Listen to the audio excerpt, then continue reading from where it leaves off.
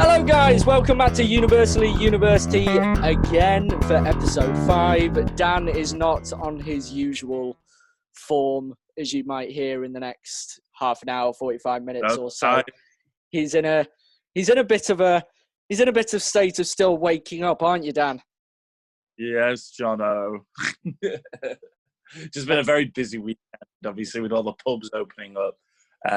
All us bar staff are rather run down, I'd say. But no, it's good. It's kept us on our toes, I think. Good stuff. How has you been, Jono? Well, you know, my job's just applying for jobs at the moment, so yeah, same old. I mean, I feel like every single time we ask this question, while we're still staying kind of locked down, it's going to be the same thing. Mm-hmm. So we might have to rely on you for a bit of excitement next week on your next shift.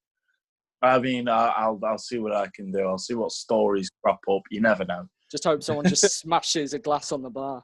Anyway, guys, this week we're welcoming Liv to the podcast, which is very, very nice. We know Liv from university. Liv was in first year. She's going into second year now. And just to get started off, Liv, how are you feeling at the moment about what's going on at the moment? I mean, I'm one of those quite chill people, so I'd say I'm thriving in lockdown. I've been loving it. Oh, wow. I mean, that's probably the most positive answer to lockdown that we've actually had in a long, long time. I mean, my village is really small, so it's kind of been such a lovely, like, community sort of building, all happiness sort of thing. So, yeah, it's been quite fun. Nice. I mean, to be fair, the last sense of community that I've had was when we were all outside doing that clap for the NHS, and that ended like 4 or 5 weeks ago. Everyone at that point was just like outside and clapping and saying, "Oh, hi, how you doing? Hi, how you doing?" I've not had that in like 4 or 5 weeks now. It's like everyone's gone back to hating each other. Fair enough. No, we do singing on our doorsteps and all sorts. It's quite... Oh. Wow. Yeah. Wow. What kind of singing do you do? So it's picked by the village every week. Mm-hmm. I think last week it was Come On Eileen. So that was a banger. Come on, Eileen. Did you have like UV lights coming overhead? Literally, we could have. It could have had a stage and everything. Oh my God. Wow. That's brilliant.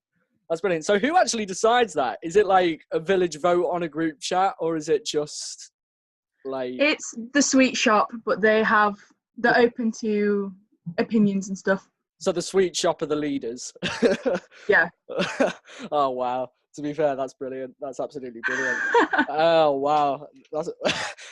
God, I've not heard that story in a long, long time. That's a brilliant community. What's the address? I'm joining that community. I want something like that. Anyway, so obviously your first year was, I'm presuming it was really good. How was your first year for you? I mean, I didn't really know what to expect. I was kind of keeping an open mind. But I loved it. I enjoyed every single bit of it. It was brilliant. Brilliant stuff. I mean, obviously, everyone got affected by COVID-19 around March time. And actually, you were one of the first people to be sent home. So you stopped for a whole week before we actually did. So what did they have you doing over the rest of that term time? Did they actually keep you on your toes, or?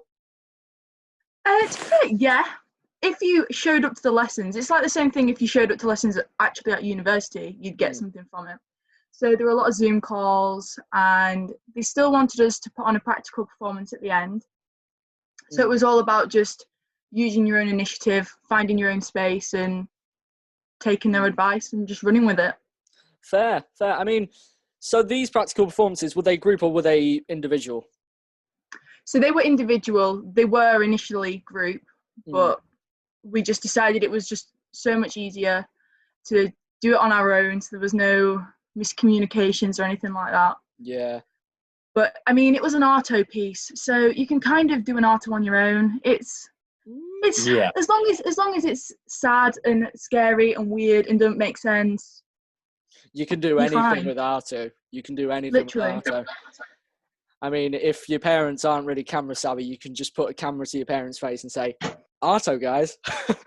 Literally, yeah. Arto, Sweet. guys. Dad, say something to the camera. Yeah, anything random.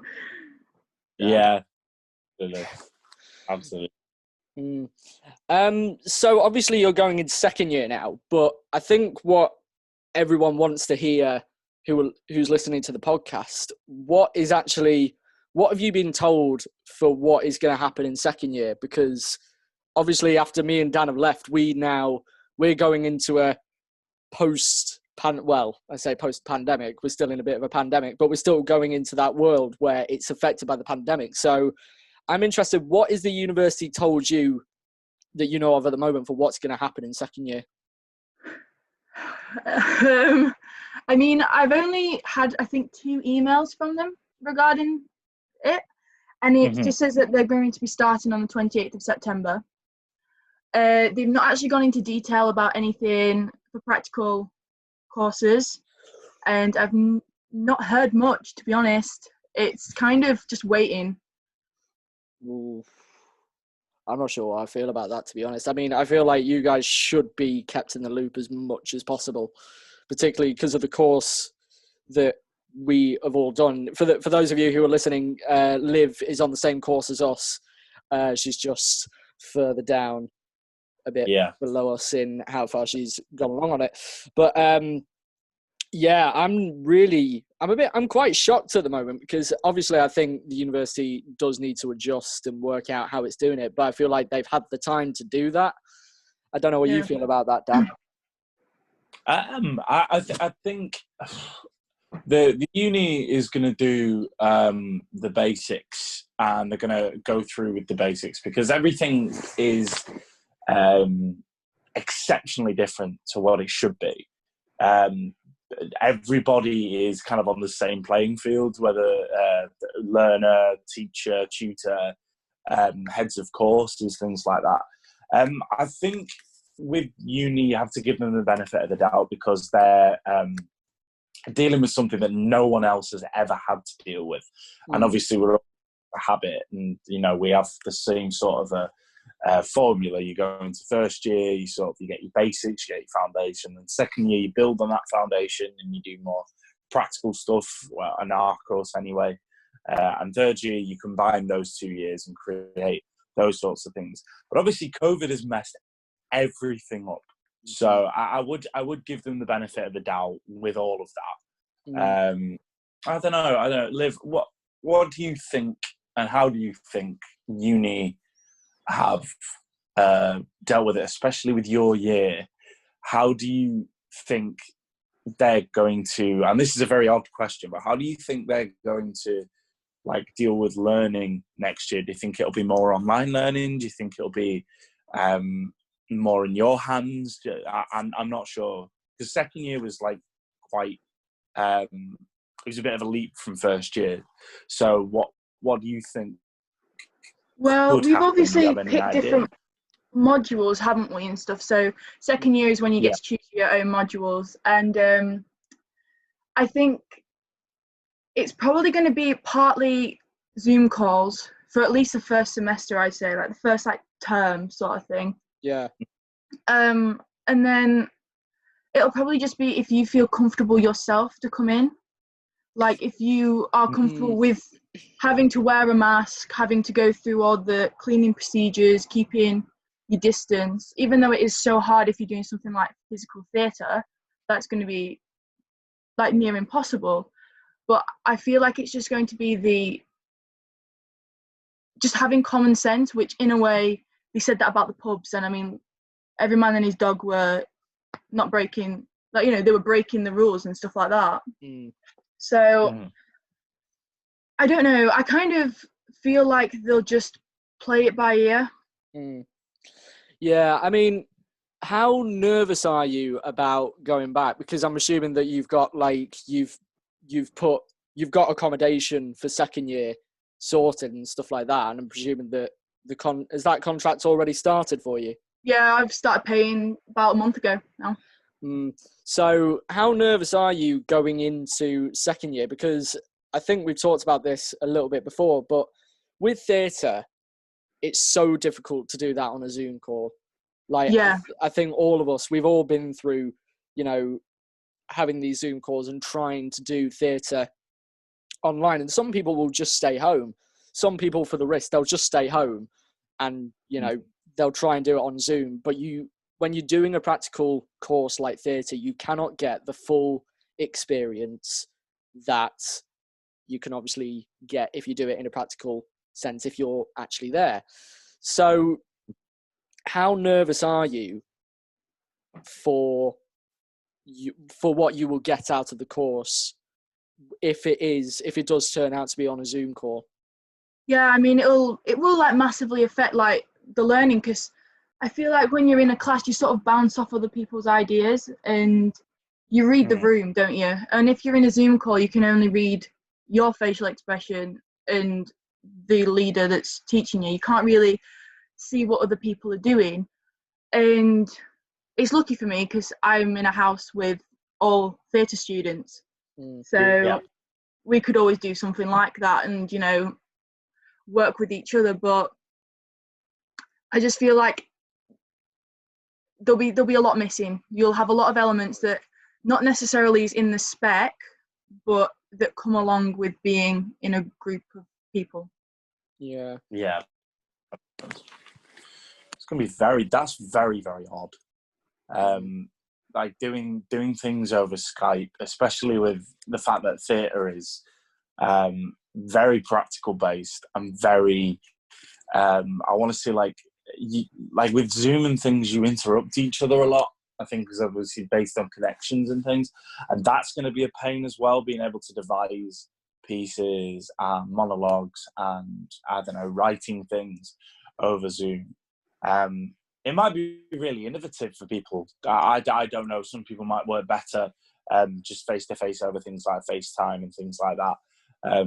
But I don't know. If for someone like me, I'm not trying to say like as if my opinion is anything, but for someone like me, I think if anybody is like me, I'd struggle with not being able to do things in person. But obviously, like the risk of infection is so high that obviously there's no other choice.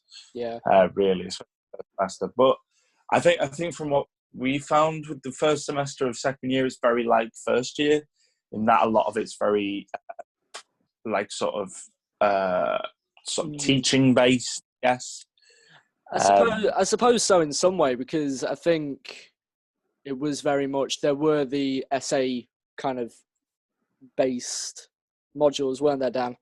I think it was. Yes. I mean, you start doing this performance project, which you won't actually get to till the second year. I mean, till the second semester. Oh, damn! Well, I'm still waking up. But Dan, do you want to say something? No. I was just saying, like, no, you got that right. It's like the proper practical stuff only really starts in the January of that year, so it is kind of in the second year of your academic year. Yeah, you're still doing rehearsals though, like all through the first semester. You'll still be working with the director that you get given, and you'll still be obviously going to these lectures and stuff like that.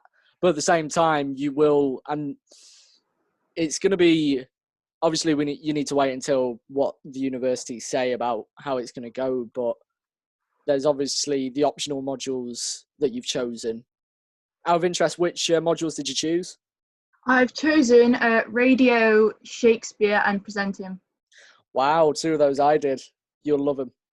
You'll really, really love them. Shakespeare was brilliant. Yeah, I really want to learn more about it. I feel like it's such a fundamental bit of learning. But a lot of people disagree with that. Well, yeah, universal. Shakespeare's universal. Everyone knows who he or she was. Dan, no conspiracy theories on this podcast. We went through this before. But no, no. I think just the foundation, isn't it? It's like everyone knows who he is. Everyone knows at least something he's written. So yeah, no, it's a very good module to do, and it's really fun. It's really fun. If anybody's a fit listening to this, honestly, give Shakespeare. If you'd never cared about it, give Shakespeare a go. It's actually genuinely super fun. Really, really good fun. I mean, obviously, in the first year, we've all been through first year now, and in first year, particularly for us, we took a lot of the opportunities that came our way. So we did a lot of student films. We did this, we did that. Obviously, I first met you when I taught that workshop all the way back in September. That was fun. And also saw you again when you did one of our friends' PRPs as well. So you've obviously taken as many opportunities as you can in first year, which is what people encourage you to do. But going back, are you worried now that these opportunities, particularly maybe on a higher level vis-a-vis you might go and be a supporting artist for an agency, or you might take part in a few more student films or something like that, are you worried that the opportunities are going to be limited somewhat? That's a good question. I feel like we could all use this time to like network ourselves. Like I've been watching a lot of videos by this thing called Pearson Casting.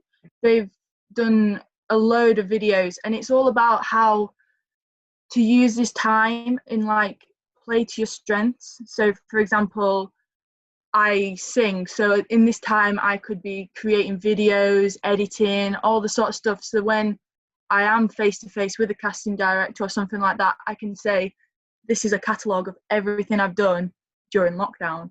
And I think it's just how you use your time, and you can either be a person that sits and wallows in the fact that we can't do a lot of face to face stuff, or you can be like the innovator that finds new ways, and it's just literally how you play your cards. Yeah. Yeah. Go on, Jono. Go on, Dad. No, I was Dan, just agreeing. No, Dan, go on.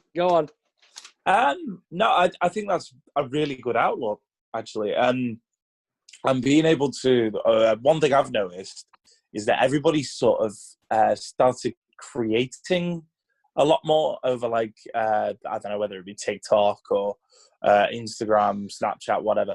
And I think... Please don't mention TikTok again. I've already got a headache. No. It's a good tool. It's a good tool. I think people, especially our generation of actors, being able to learn how to edit and being able to learn how to use softwares and to be able to just like transform things and make things that they want to have a vision of, that's quite cool. And obviously with lockdown being so strict, we are just left alone with our phones a lot of the time. And being able to, like, as you're saying, Liv, being able to, like, to edit and being able to put up videos of yourself singing. And obviously we'll get on to some of the things that you've been doing, I believe. Some big things that you obviously needed to share a few weeks ago and things. But being able to do all of that's really freeing. And it's kind of been a big creative outlet for us, I think. It must be. Like, Jono, I don't know if you, obviously you wanted to start a podcast, but I don't know how long you wanted to start this podcast for before you spoke to me. How long was it before had you been planning to do this for a while, or was it just a lockdown thing? What was it? The funny thing is, I mean, I'm thinking a long time back now to like 2 months ago to when I actually wanted to start this, because at the time, I think for the first episode that we were doing, obviously I'd restarted my YouTube channel after obviously going through everything that we'd gone through in the final few weeks of getting everything through and stuff like that. And then in my head, I thought to myself, like, I'd been thinking about it for a while, because obviously we talked about in episode 1 about our experience at university. And for those of you who are listening and just tuning into episode 5, please go and check out episode 1, start at the beginning and work your way through the series, that'd be very nice. Thank you. But no, like I thought to myself that I wanted to do a bit of reflection about it, but also wanted to draw attention to the fact that schools weren't doing enough to draw attention to mental health and kind of like the negative aspects of university as well. They always focused on the positive outlook rather than the negative. And, you know, we talk about this a lot more in episode 1. But that was like the initial idea that I had. And I thought to myself, do I want to do this as a video or a podcast? And obviously you talk about the creative opportunities. You know how the whole time I've been trying to get innovative, that kind of thing. You know, I've been trying to struggle with that word for ages and ages, and I'm just leaving that behind now. I'm not. We'll get it one day. I'm not going to bother. I'm not going to bother trying at all. I've done it too many times, but I wanted to come up with a more creative way of doing it rather than doing it just on YouTube and doing like a FaceTime call or, you know, doing something that had been done before. So yeah, I thought a podcast might be quite cool, and then I got in touch with you about it, and then realized we could put it on iTunes, ticking something off a really good bucket list there, which is pretty cool. And no, that's how it came about, really. Wow, so there you go. That's literally a prime example That is of pretty cool. a small idea, going from a small idea to something big, to something that happens weekly. And gets put on your YouTube, Spotify, iTunes, SoundCloud, all of that. That just came from an idea that you wanted to make a video on the fact that you felt that schools and colleges and didn't do enough to kind of prepare students for university, and this podcast has come exactly directly from that. Yeah. So, case in point, the perfect thing about lockdown being sort of a branch for creativity, I guess. Really good point, that. I mean, to be fair, moving on to Liv's creativity and stuff like that, as well as Dan, Liv also does music covers as well, and a lot of them. I mean, she doesn't do it quite as much as Dan in terms of spamming Instagram and Snapchat minutely, hourly, weekly, or monthly, or yearly. Dan just does it 24 hours a day, 7 days a week. Yeah, you wake up with like 8 hours worth of Dan just singing. Yeah. Like, oh. Yeah. So you know what? Liv does well. Liv times her moments. Saying, okay, really nice time. I've not spoken to them for a while. Let's do it. Dan's just like, right, screw 'em. Let's do it again. Let's go. Yeah. But anyway. Just getting roasted. I mean, this is what it's become now, Dan, since you tried to call me Donald Trump.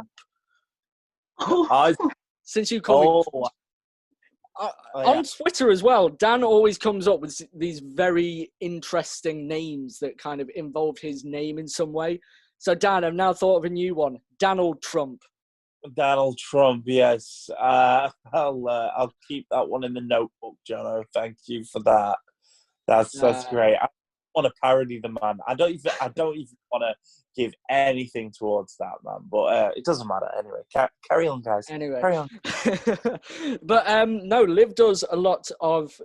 I say a lot. She does a good few music covers, and she does them very, very well. She's an amazing singer, and I will put the link at the bottom of the description on YouTube and on iTunes as well. She released a music cover of X's and O's. Yes. I'm gonna say a few weeks ago. I think it was a month ago.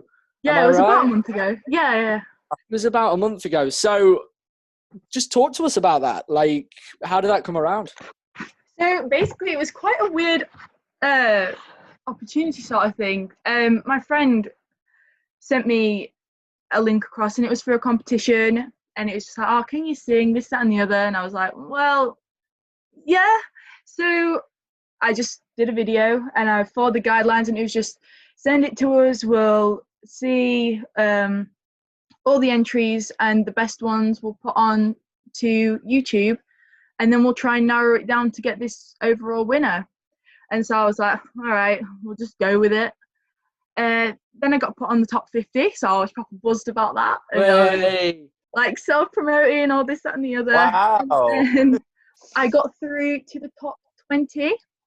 So I did another audition, which was over Zoom. So that does show the perks of Zoom, because I did not want to trek all the way to London. I mean, London's a nice place to be. Well, not during pandemic, but No, not necessarily. Not for a pandemic, no. And yeah, so I made it into the top 20, and I was dead chuffed with myself. So yeah. Wow. That's awesome. That's amazing. That's amazing. Yeah. Oh, are you proud of yourself?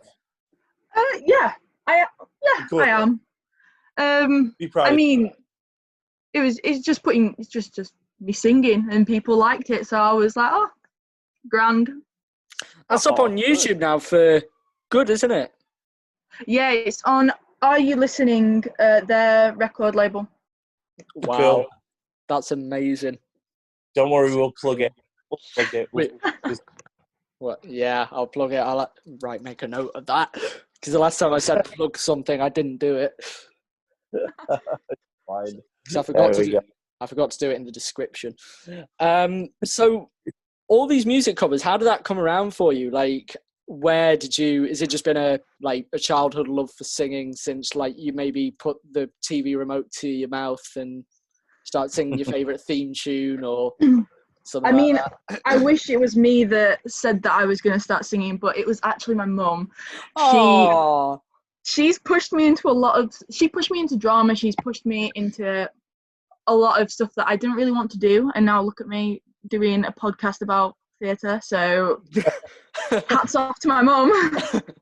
Where's your mum? Can we get her on? She's actually doing Open University with my sister at the moment. Like, wow. Virtual things. So once again, pushing one of our family into something else. Wow, that's amazing. Yeah, a unit. She's an absolute unit. All my dad did was just like, break a leg. I was like, cheers, Dad. Cheers. Thank you very much. She's always been like, when directors give you notes at the end, it's like I'd get the director's notes and I'd sit in the car and Mum would be like, well, I thought this. Oh, wow. So it would literally just be you'd get in the car and you'd have to prepare for not a massive roasting, but a part roasting to begin. Yeah. There was many times where I thought I'd done my best performance in the world, and she was like, Olivia, I've seen you do better. And I've been like, well, I mean, it makes you who you are, doesn't it? You can only get better from that. Yeah. Wow. That's amazing. That is amazing. So, from your perspective then, what do you think the future is for theatre, and what do you think your future holds? What would you like to go into? I think the future for theatre, I'd say it's hopeful, because there's been a lot of worrying about how theatres are shutting down and everything like that, and how, even though that is horrendous, you do have to think, like, in the full grand scheme of human beings, we've always done storytelling, art, theatre. There's back to cave drawings, so it'll always find a way back.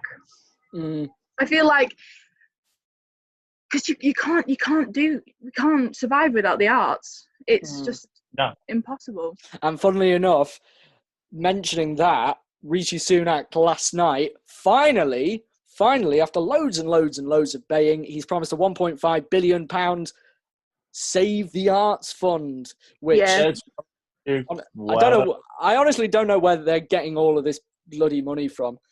I don't know where they're getting it all from. They're just borrowing it from people or something like that. They're going to have to pay this back eventually. But I'm going to say it's going to bite us, isn't it?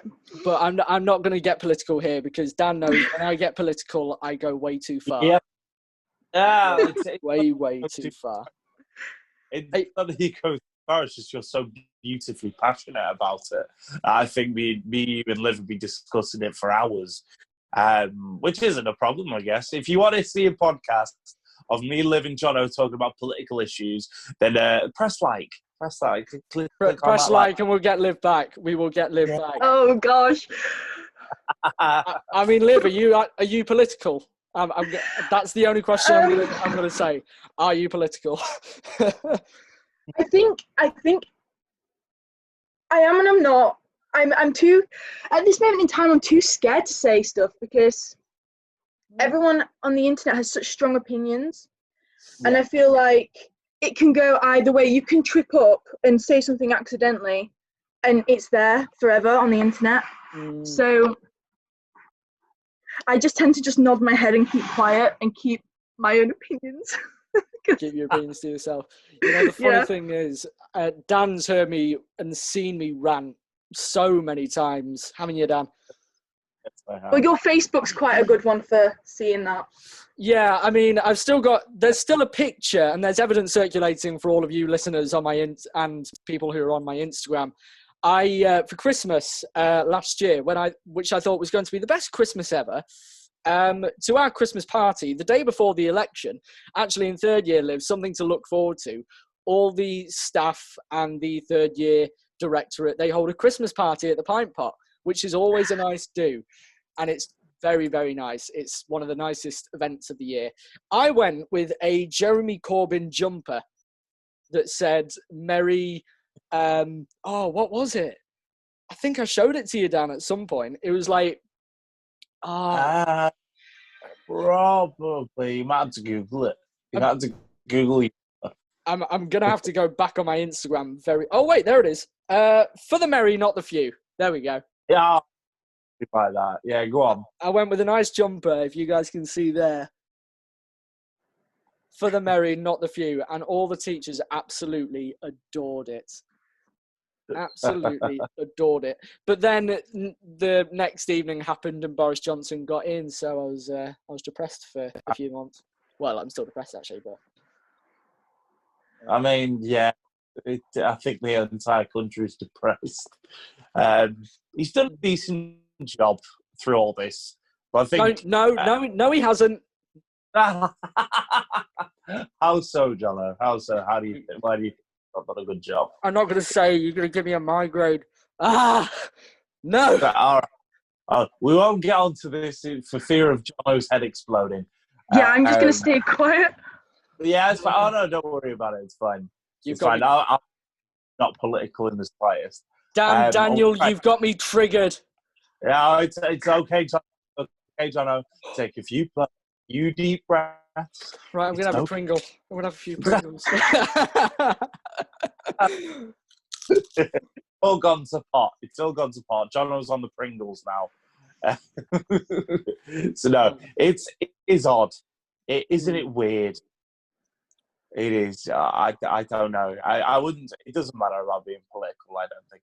Anyway, what were we talking about before we went on to political stuff? We were talking about the future of drama. Thank you, Liv. Thank you. Our wonderful guest keeping us on track. Yeah. I don't know.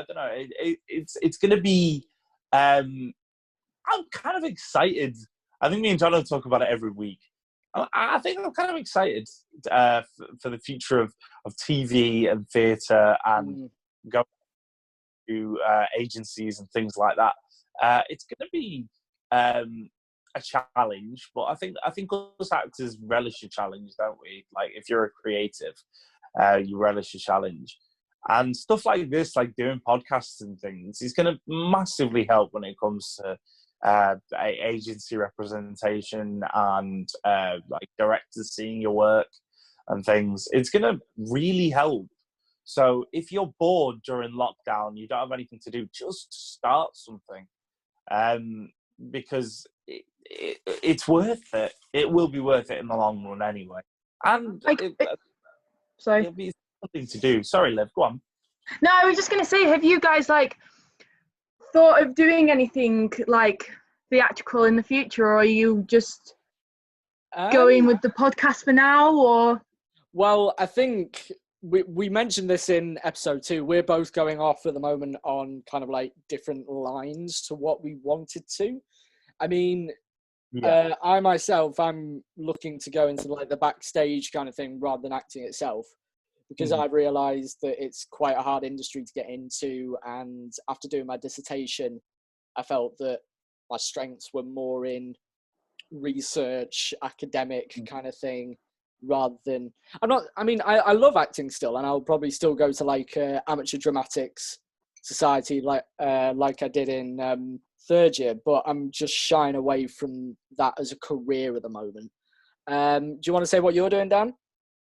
Yeah, I'm attempting to study a Masters of Music at either Manchester or RNCM, or so just anywhere that takes proper music masters courses.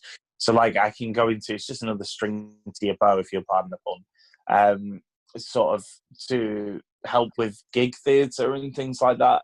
That's the idea. And hopefully with this injection of this 1.5 billion from the government, it'll be it'll give people more of a platform to be able to I don't know, to pursue little things like that, and to be able to combine stuff that they're doing both undergrad and postgrad. It might, it gives me a bit of faith.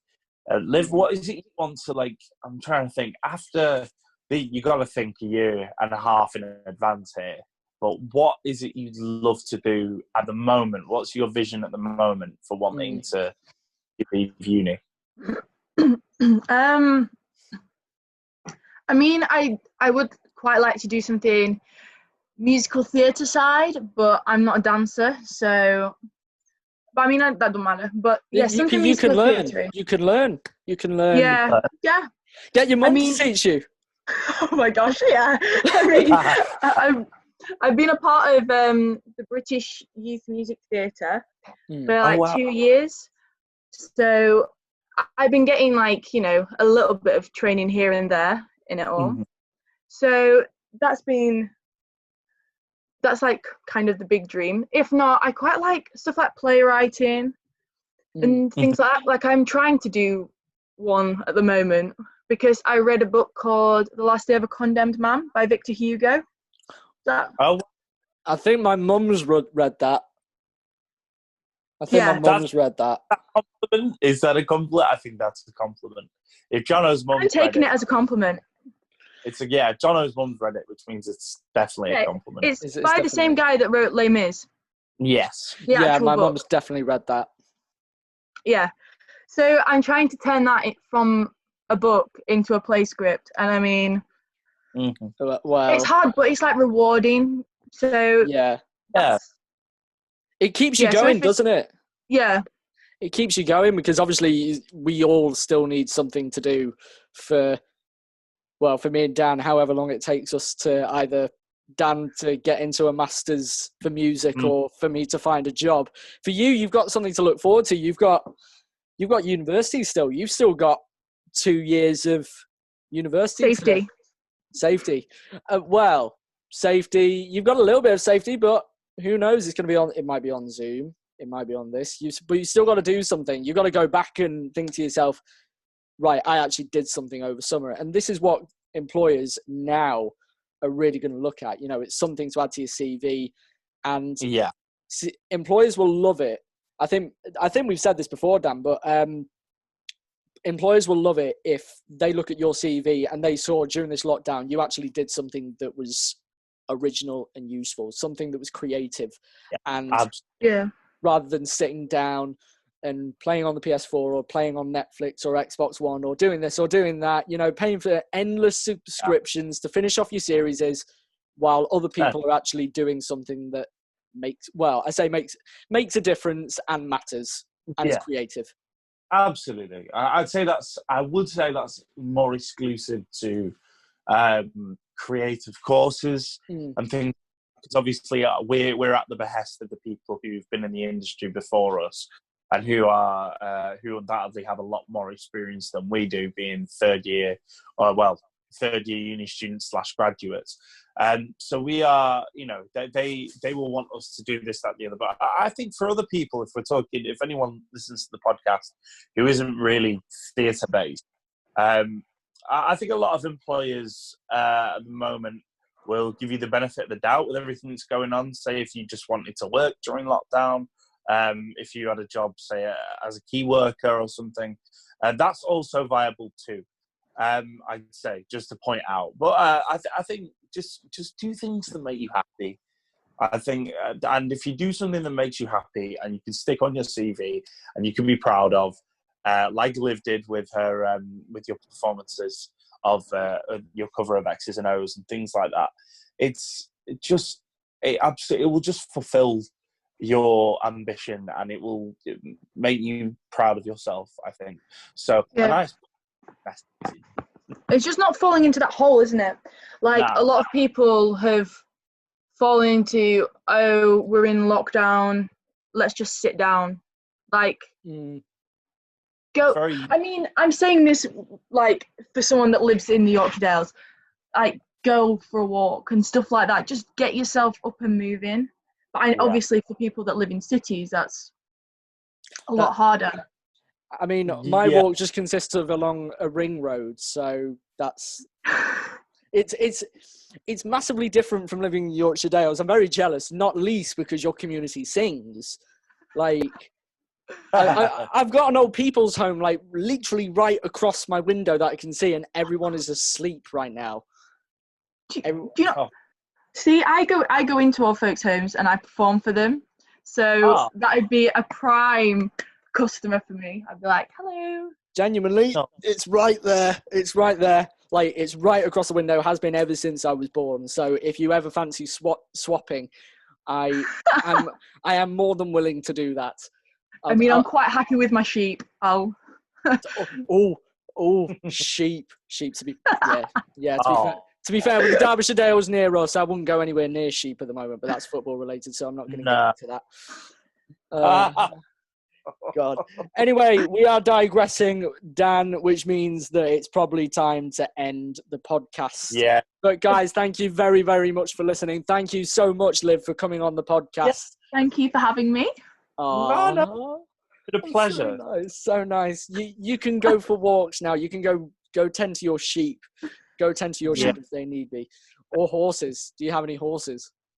I don't, but I'm going to see a foal today, so how much more countryside can you get? Oh my God, that's wonderful. Oh, wow. Liv, can we have you back every single week? I mean, if you want to. Well, me and Dan will take a conference call a little bit later and we'll debate that. Yeah. Anyway, guys, thanks, Dan. Thank you very much for coming back and waking up. Thank you. Pleasure. It's always a pleasure. It's always good to be here. Yeah, learn to wake up at an earlier time. Thanks, John. You need to get into it, Dan. Donald Trump. Yeah. You see, just as we ended the last podcast, you calling me Donald Trump, I'm going to end this one. You Donald Trump. Donald Trump. That's it. All right. I deserve that. You do. Until next time, guys. Thank you very much, and see you soon.